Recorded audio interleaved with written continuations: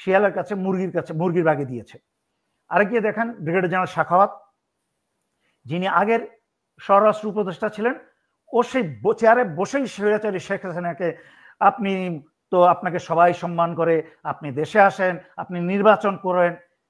লজ্জা, শরম, হায়া বাহায়া, রক্তের মাঝখানে যদি কোনো রেড ব্লাড সেল থেকে থাকে বা চরিত্রে যদি কোনো লজ্জা শরম থেকে থাকে, 1500 ছাত্রছাত্রী গণহত্যার পরে রাস্তার রক্ত শুকায় নাই, এইরকম একটা পিচাস খুনিকে উনি সম্মান করে কথা বলে আসার জন্য স্বাধীনতা যুদ্ধের সময় পজিটিভলি কাজে লেগেছে, আবার জুলাই আগস্টও পজিটিভলি কাজে লেগেছে, আবার 75-এও কিন্তু পজিটিভলি কাজে লেগেছে। সুতরাং বাংলাদেশের চরিত্রের ভিতরে এই মব কালচার থাকবেই এবং সেটাকে পজিটিভলি কাজে লাগাতে হবে।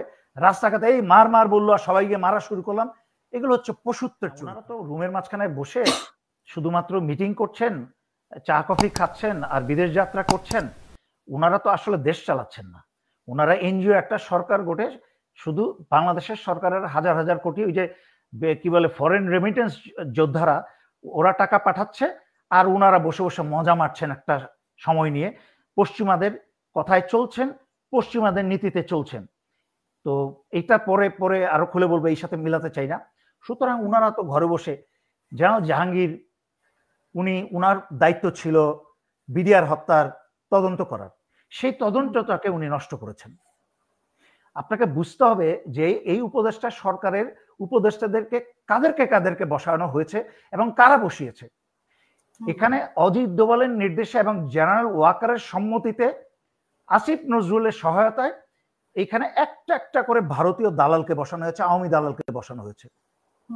যেই বিডিআর হত্যার বিচারের জন্য সারা দেশ চিৎকার করছে, বাংলাদেশের অবসরপ্রাপ্ত বরখাস্ত, যার অন্যায়ভাবে যাদেরকে অনেকে বরখাস্ত করা হয়েছে, কি বলে এটাকে সময়ের আগে এটাকে অবসরে পাঠানো হয়েছে জোরপূর্বক, যারা হাসিনা আমলে জেল জুলুম খেটেছে, তারপরে মনে করেন ব্রিগেডিয়ার জেনারেল হাসান নাসির, ওনাদের মতো ব্যক্তিরা এই বয়সে সকাল বিকাল ঢাকা শহরের মতো এরকম একটা কঠিন চলাচলের জায়গায় সকাল বিকাল মন্ত্রণালয় থেকে দৌড়াদৌড়ি করছেন শুধুমাত্র বিডিআর হত্যার বিচারের জন্যই না, আরো অনেক সংস্কারের জন্য, কিন্তু কিছুই হচ্ছে না। যেই জেনারেল জাহাঙ্গীর স্বরাষ্ট্র উপদেষ্টা এখন, উনি তো বিডিআর হত্যার তদন্তের দায়িত্বে ছিলেন এবং উনি তো এই তদন্তটাকে হাসিনার কথায় ধামাচাপা দিয়ে নষ্ট করে ফেলেছেন। তার মানে যখন আপনি শিয়ালকে মুরগির বাগি দিবেন, বাগি বুঝেনি কথাটা, শিয়ালকে মুরগির বাগি দেওয়া মানে শিয়ালকে মুরগির পাহারায় দেওয়া।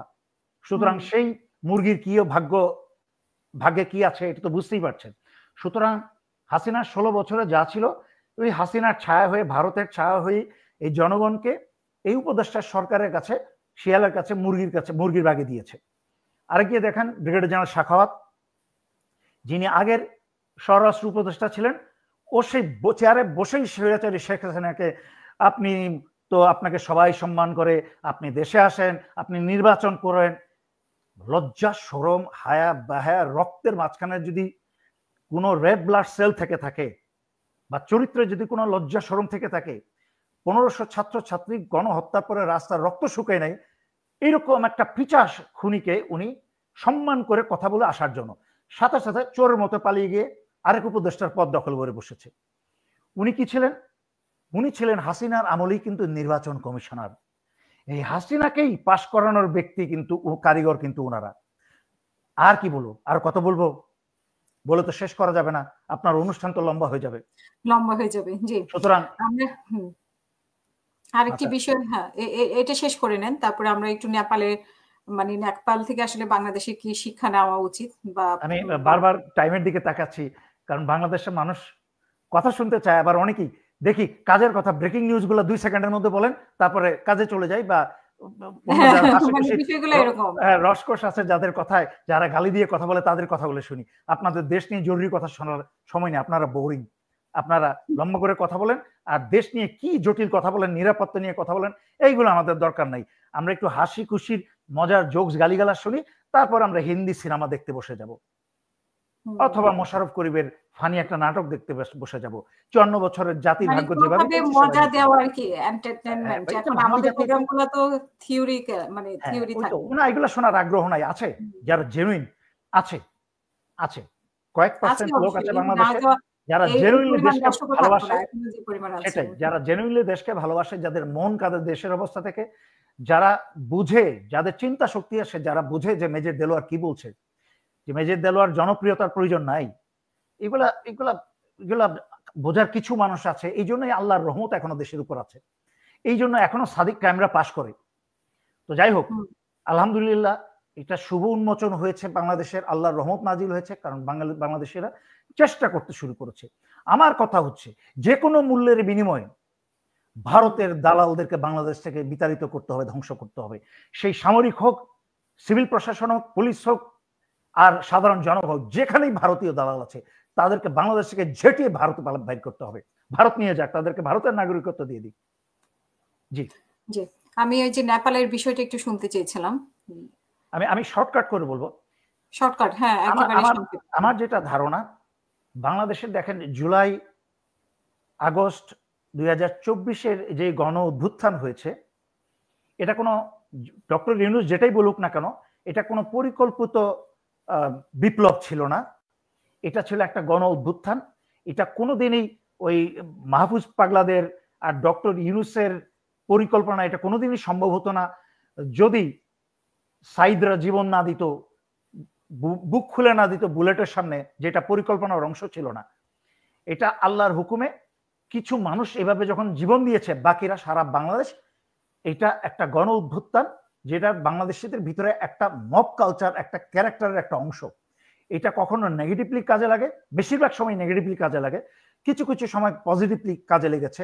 স্বাধীনতা যুদ্ধের সময় পজিটিভলি কাজে লেগেছে, আবার জুলাই আগস্টও পজিটিভলি কাজে লেগেছে, আবার 75-এও কিন্তু পজিটিভলি কাজে লেগেছে। সুতরাং বাংলাদেশের চরিত্রের ভিতরে এই মব কালচার থাকবেই, এবং সেটাকে পজিটিভলি কাজে লাগাতে হবে। রাস্তাঘাটে এই মার বললো আর সবাইকে মারা শুরু করলাম, এগুলো হচ্ছে পশুত্বের চরিত্র। যে বিচার আচার না করে এই লোকটা কি করলো, তাকে আমি কেন মারতে শুরু করব? দেশে তো আইন আদালত আছে। যাই হোক, এই নেপালে যখন জুলাই আগস্টে অস্থির পরিস্থিতির সৃষ্টি হয়ে গেল, তখন কিন্তু পশ্চিমারা প্রবেশ করে গেল, ডক্টর ইউনূসের কানে হুইসপার করতে থাকলো, যা তুমি ক্ষমতা নাও, তোমাকে নোবেল দিয়েছে আমরা। আর এদিক দিয়ে ভারত আর জেনারেল ওয়াকারের মাধ্যমে ভারত আসিফ নজরুলকে প্রধান উপদেষ্টা হওয়ার জন্য পাঠালো। তখন ছাত্ররা তারা চাইলো না, আমরা ডক্টর ইউনূসকে চাই। ডক্টর ইউনূসকে আমারই ভাইরা মেজর মঈন ওনার সাথেই কাজ করেন, কয়েক দফা ফোন করে ডক্টর ইউনূসের সাথে জার্মানিতে থাকা অবস্থায় যোগাযোগ করে, না এটা এ হচ্ছে মেজর রিমন, এটা তার ছবি না, যাক আমি ওইটা অন্য কথা বলছি। তার মাধ্যমেই ডক্টর ইউনূসকে কনভিন্স করে বাংলাদেশে আসা হয়।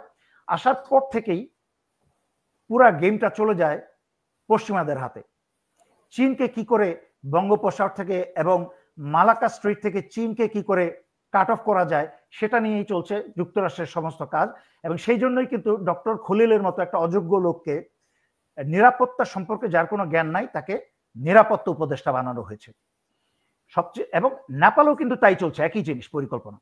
নেপাল এবং বাংলাদেশের ভিতরে যুক্তরাষ্ট্র প্রভাব সৃষ্টি করে, সরকার উৎখাত করে, এখন যা করবে, এই চিকেন নেকের উপরে একটা প্রভাব ফেলবে, সাংঘাতিক রকম প্রভাব ফেলে, যেটা পশ্চিমাদের পুরনো পরিকল্পনা ছিল, যেটা স্বৈরাচারী খুনি শেখ হাসিনা কয়েকবার মুখ ফসকে বলে ফেলেছে, তারা খ্রিস্টান রাষ্ট্র বানাতে চায়। খ্রিস্টান রাষ্ট্র কিন্তু তারা মানিপুরের কথা বলেছিল, হাসিনার মুখ দিয়ে কিন্তু মানিপুরকে উদ্দেশ্য করে বলেছিল যে খ্রিস্টান রাষ্ট্র বানাতে চায়। তো যুক্তরাষ্ট্রের পরিকল্পনা হচ্ছে যে মানিপুরে কয়েক দফা আগুন জ্বলার পরে এবং মিজোরামে কয়েক দফা গন্ডগোল হওয়ার পরে এই চিকেন নেককে কেটে দিয়ে যেটা ডক্টর ইউনূসও একই সুরে কথা বলেছে, যে আমরা কথা বলতে গেলে তো অনেক বড় হয়ে যায়, বাংলাদেশিদের প্রতিটা গুরুত্বপূর্ণ কথা এটা অন্যদেরকে বলে নাই এখনো, আমি বলছি, অন্য কোনো বক্তারা বলে নাই।